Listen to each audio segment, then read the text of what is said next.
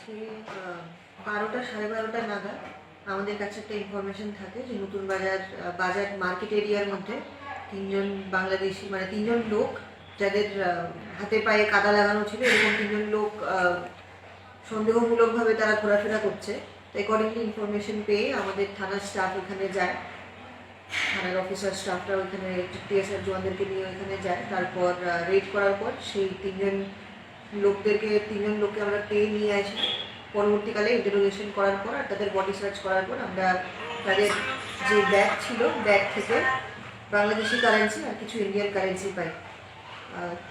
তাদের তিনজন থেকে টোটাল আমরা 3,87,448 টাকা আমরা পাই, আর ইন্ডিয়ান কারেন্সি 9,010 টাকা আমরা পাই।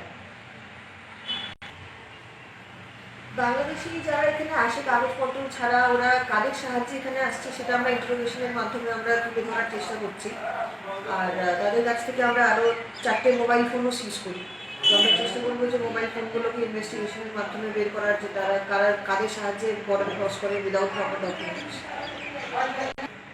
হ্যাঁ, নিশ্চয়ই আমাদের গত আরও কিছুদিন আগে থেকে নতুন বাজারে যেটা বর্ডারিং এরিয়া আছে, যারা বাংলাদেশিরা কাগজপত্র ছাড়া এভাবে ঢুকছে তাদেরকে আমরা রেগুলারলি তাদের উপর রেড হচ্ছে। আর আগামী দিনেও যাতে বর্ডার এরকম ইনফিলট্রেশন যাতে না হয় তার জন্য যেটা লোকাল পুলিশ যারা আছে তাদের এফোর্টস থাকবে।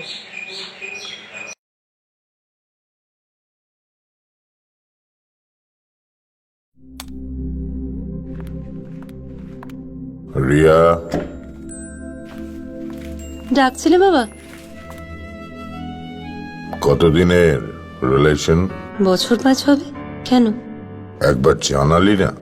সম্পর্কটা তো আমার, বিয়েটাও আমার, পছন্দও আমার। তোমার জানার প্রয়োজন এবার তো জানলে। তাহলে আমি যদি গিফট দিই সেটা আমার পছন্দের হওয়া উচিত। তোকে দিলাম, দেখ।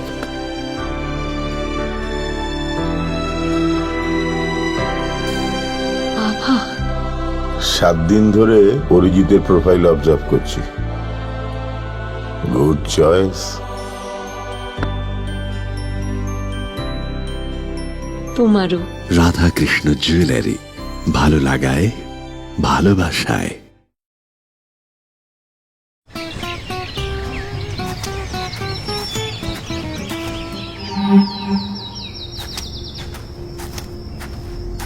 এই, তুমি ডিজেন্দার মেয়ে না? শুনলাম তুমি নাকি বিদেশ থেকে ইঞ্জিনিয়ারিং পড়ে এসছো।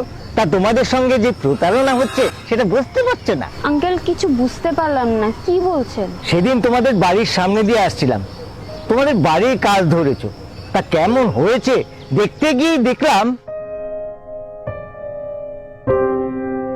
শুধু তাই নয়, যাদের দিয়ে কাজ করাচ্ছ তারা সিমেন্টটাও এক্সপায়ারি ব্যবহার করছে। আর এইভাবে যদি কাজ চলতে থাকে দেখবে তোমাদের বাড়ি 2 বছরের মধ্যে ভেঙে পড়বে। তাহলে আজকে আমি বাবার সাথে কথা বলছি, তোমার ফোন নাম্বারটা দাও। লিখে নাও। আরে রঞ্জন, মেয়ের কাছ থেকে তো সবই শুনলাম, কিন্তু আমি তো কাজটা ধরে ফেলেছি। হ্যাঁ, এখন কি করব, কোথায় যাব, কিছুই তো বুঝতে পারছি না। কেন? ড্রিম কনস্ট্রাকশন আছে তো। গত 5 বছর ধরে ত্রিপুরার সব বড় বড় কাজ ওরাই করছে। আর ডিজেন্ডা বাকিদের মতো ওরা শুধু নিজের লাভের কথাই চিন্তা করে না।